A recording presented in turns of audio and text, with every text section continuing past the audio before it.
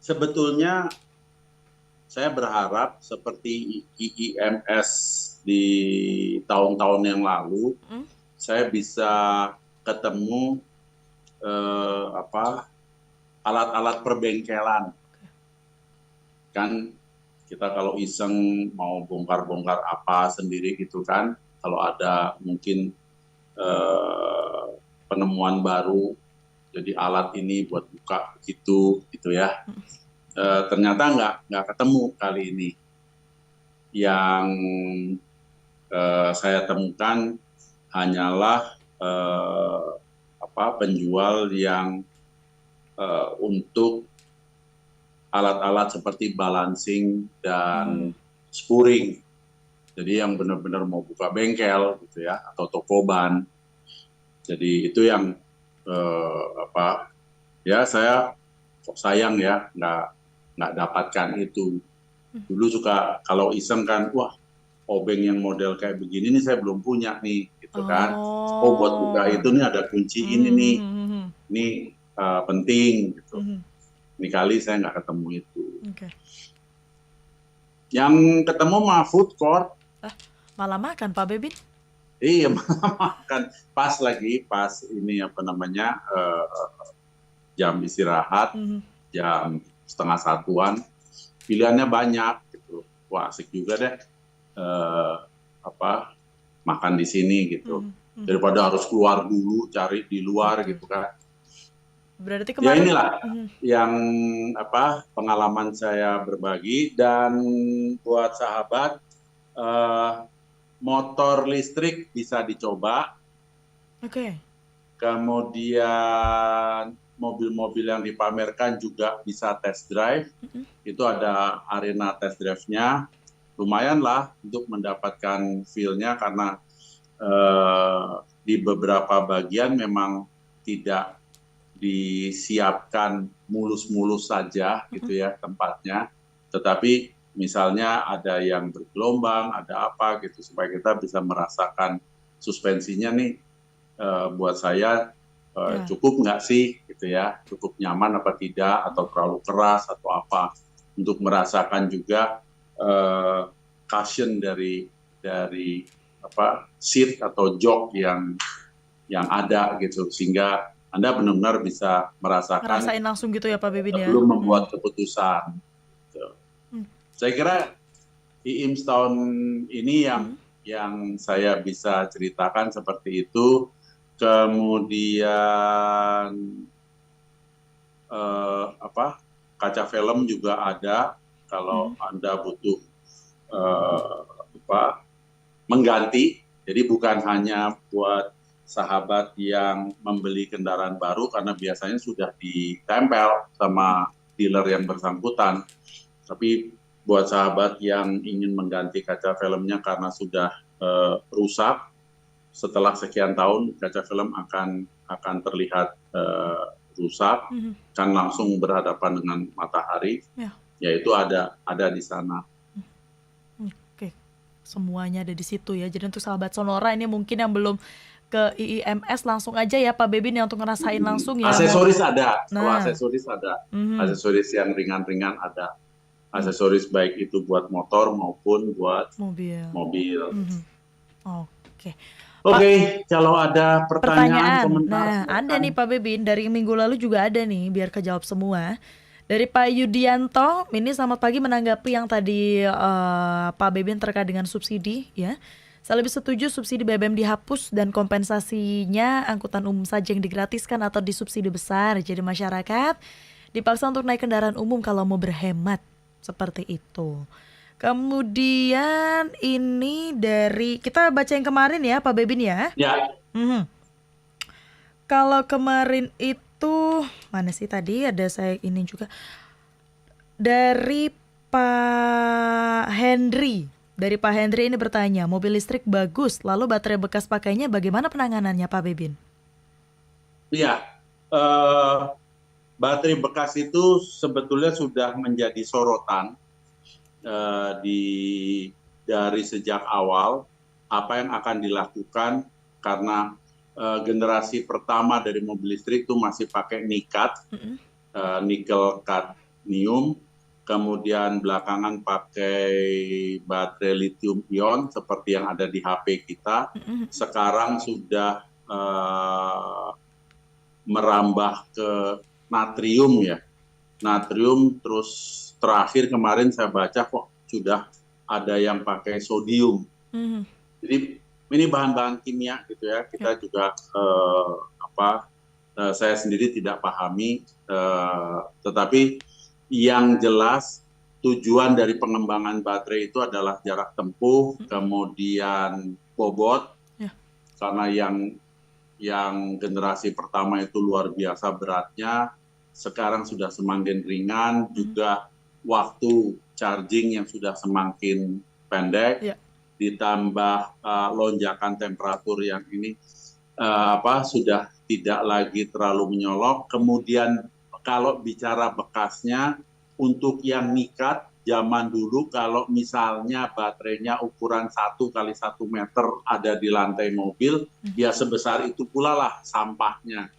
Tapi kalau sekarang sudah bisa diperkecil, itu pun dibagi beberapa segmen. Dan segmennya itu atau yang mungkin kita sebut sebagai sel-selnya itu bisa diganti hanya yang rusak saja.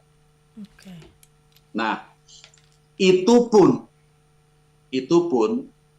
sekarang ini sedang dikembangkan, yang saya lihat itu contohnya di India dan beberapa negara apalagi ya, itu yang sangat kreatif. Jadi gini, Sesa, baterai yang untuk sebuah mobil, apalagi mobil mewah, sudah dianggap tidak layak, itu bisa dipilah-pilah, ya, kemudian disatukan kembali untuk porsi yang tidak terlalu besar dan bisa dipasang di kendaraan transport publik yang kecil. Contohnya seperti bajai. Jadi misalnya sebuah baterai sudah tidak layak dipakai untuk Mercy atau Audi atau BMW gitu ya. Itu tinggal yang rusak memang disingkirkan, yang masih baik itu dikumpulkan lagi, mungkin hanya dipakai sepertiga atau seperempatnya untuk sebuah bajai. Bajai tadi ya. Nah, atau mungkin ya siapa tahu di negara kita bisa separohnya dipakai untuk sebuah angkot. Kan jadi angkotnya bukan lagi angkot berbahan bakar pertalite tapi listrik. Dulu sekali disampaikan bahwa yang sudah tidak layak untuk otomotif, baterainya itu masih bisa dimanfaatkan untuk solar panel. Jadi solar panel gini, Sesa, sebetulnya solar panel itu ketika merubah sinar matahari menjadi tenaga listrik, itu bentuknya adalah aliran DC. DC itu apa, Pak? Artinya nyimpennya harus di aki. Gitu loh. Kalau kamu mau pakai untuk kebutuhan rumah tangga, kamu harus convert, harus merubah menjadi arus AC. Ya kan, kalau DC itu kan motor kamu ya DC, mobil juga DC. Ini baru nyari juga nih Pak Beben. Nah, nyimpennya itu di baterai. Baterainya yang mana? Ya mendingan bekasnya otomotif gitu loh. Nah, saya belum pelajari lagi ketika betul-betul sudah usang, ini mau diapain? Teknik recycle-nya kemana? Itu yang saya belum pelajari lagi. Tapi pemanfaatannya sampai habis-habisan tuh masih ada jalan. Kan sekarang ini kan panel surya sudah banyak dan sebetulnya ingin dimanfaatkan. Jadi kalau contohnya begini, Sesa, misalnya rumah kamu itu PLN-nya 2.200. Mhm. Kamu bilang, saya karena mau nambah AC kurang gitu ya. Mhm. Nah, terus kurangnya gimana? Ya mungkin kalau 3.600 cukup, gitu kan. Kamu punya dua pilihan, kamu ke PLN minta naik 3.600 atau yang 1.200 kamu hasilkan dari panel Panel surya. surya. Mhm. Artinya tambahan yang 1.200 itu kamu nggak butuh ini, nggak bayar PLN. Kamu dapat dari panel Iya, surya, iya, matahari kan kamu sinarnya kan gratis kamu benar, dapat. benar. Nah, dari panel surya itu menampungnya di baterai. Mhm. Nah, kalau bicara baterai, ya baterainya bekas ini aja, nggak mahal kan. Orang namanya di otomotif sudah nggak dipakai, Iya. sudah nggak layak pakai. Mhm. Mungkin karena jarak tempuhnya sudah terlalu Iya, pendek, charging time-nya sudah terlalu lama, lama. kan itu udah nggak dipakai, gitu ya. Itu kamu bisa pakai Oke. untuk panel surya. Oke, Ceritanya, yang saya tahu ceritanya sampai ke situ. siap. Lanjut, Sesa. Lanjut ya, ini ada pertanyaan yang kurang lebih sama nih Pak Bebin dari Pak Elvin sama Pak Handoyo. Kalau pertanyaan dari Pak Elvin ini ada dua. Menurut Pak Bebin, kenapa ya kita sebelum beralih ke kendaraan electric vehicle, apakah tidak sebaiknya kita menggunakan kendaraan mesin hybrid terlebih dahulu sebagai langkah transisi? Kemudian yang kedua, nah ini pertanyaannya sama nih dengan sahabat Sonora yang lain. Menurut Pak Bebin, kira-kira kita kapan atau tahun berapa akan menggunakan sebagian besar kendaraan electric vehicle? Ini Pak Handoyo juga pertanyaannya sama nih, ada di Bali. Prediksi Pak Bebin suatu saat motor dan juga mobil berbahan bakar minyak suatu saat akan dilarang lagi dipakai di negeri kita. Kapan, Pak Bebin? Yang pertama adalah Transisi tadi. apa namanya tadi? Electric vehicle, kenapa sebaiknya mesin hybrid dulu? Karena kan langkah transisi. Yang pertama tadi saya setuju banget. Saya setuju sekali. Diri saya pun tidak siap untuk langsung ke EV, electric vehicle. Ya. Gaya hidup saya masih belum bisa langsung beralih ke EV. Ya. Mungkin anak-anak milenial lebih siap. Ya. Saya karena tadi kan di awal acara ini kan sudah kita singgung bahwa kalau mau ke Surabaya pakai EV Pinter-pinter. mikirnya banyak, pertimbangannya banyak, mikirnya lama saya, gitu kan. Antara berangkat nggak ya, kalau berangkat, waduh, udah belum apa-apa, udah khawatir sana dan sini. Jadi saya lebih memilih hybrid. Kenapa? Begitu baterainya drop, ya udah, saya berjalan dengan tenaga mesin, dengan bahan bakar fosil. Nanti ketika baterainya sudah charging kembali, ya kan secara otomatis mesin akan cut off. Pada level kecepatan tertentu mesin akan cut off dan saya kembali berlistrik lia. Tanpa saya harus ngurus bingung, lagi ya. waduh, ini di KM berapa ya bisa ngecas gitu. Karena SPKLU belum siap. Dan tadi ketika saya mau ke Surabaya tidak pakai emergency plan. Iya ya, saya mesti berhenti di Semarang nih untuk charge. Itu bukan hanya berhenti, sampai mesti nginep. Karena lama. Karena, waduh, ada charging, ada tempat charging, tapi lambat. Gitu. 3 jam nggak akan kelar ya. Daripada 3 jam nongkrong jongkok di sampingnya SPKLU kan mendingan saya masuk hotel tidur. Betul. Nah, jadi itu yang saya nggak siap. Makanya kalau sahabat ingin mengerti, ingin memahami apa yang saya maksud dengan gaya hidup, sudah siapkah atau belum, itu yang saya belum siap. Oke. Kalau saya memakai EV di dalam kota ya siap-siap aja, saya tinggal berhitung, oh baterainya tahannya sekian, ya udah saya pergi yang memang aman, mumpuni untuk balik ke rumah, ngecasnya di rumah gitu Iya. loh.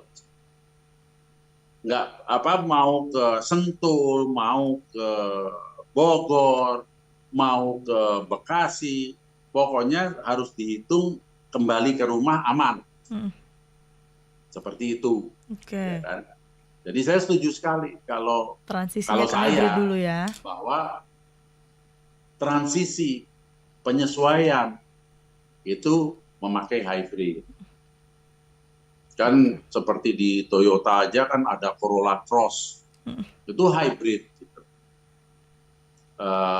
Innova baru ada hybridnya.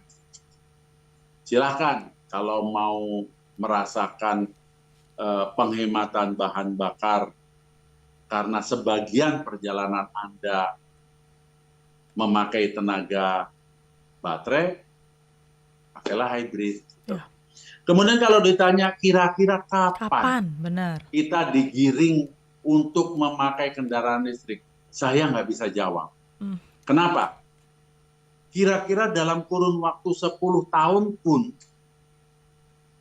Norwegia saja tidak mampu mengubah warganya yang tidak sebanyak warga negara kita. Norwegia kan kalah banyak sama Indonesia. Indonesia 220 juta. Itu sampai hari ini sudah 10 tahun lebih. Masih belum juga ya? 25-30% penjualan kendaraannya itu masih berbahan bakar fosil. Oke. Jadi bagi yang merasa belum siap dan sebagainya, ya nggak usah berkecil hati. Waduh, nanti saya dipaksa pakai listrik. Nggak juga sih. Iya. Waduh, mobil saya rawat baik, motor saya rawat baik. Ini 5 tahun lagi juga Nggak masih bisa baik. lagi pakai. Masa mesti dipaksa ke listrik? Nggak juga sih. Kalau motornya mau dikonversi atau mobilnya mau dikonversi ke listrik, ya itu pilihan Anda. Ya. Kan bisa beli baru atau dikonversi sekarang pilihannya. Hanya saja untuk konversi memang tidak murah. Tapi saya yakinlah dalam kurun waktu tidak lama akan banyak beralih ya. bengkel-bengkel yang menerima konversi. Tentunya yang memenuhi peraturan dari Dephub, artinya setelah dikonversi mendapatkan sertifikat layak jalan dan STNK-nya kan berubah dari mobil berbahan bakar solar misalnya, atau motor berbahan bakar bensin menjadi motor listrik atau mobil listrik. Itu aja. Oke, jadi belum tahu kapan Kita ya Pak Bebin ya? Jangan paranoid dulu lah menghadapi perubahan ini.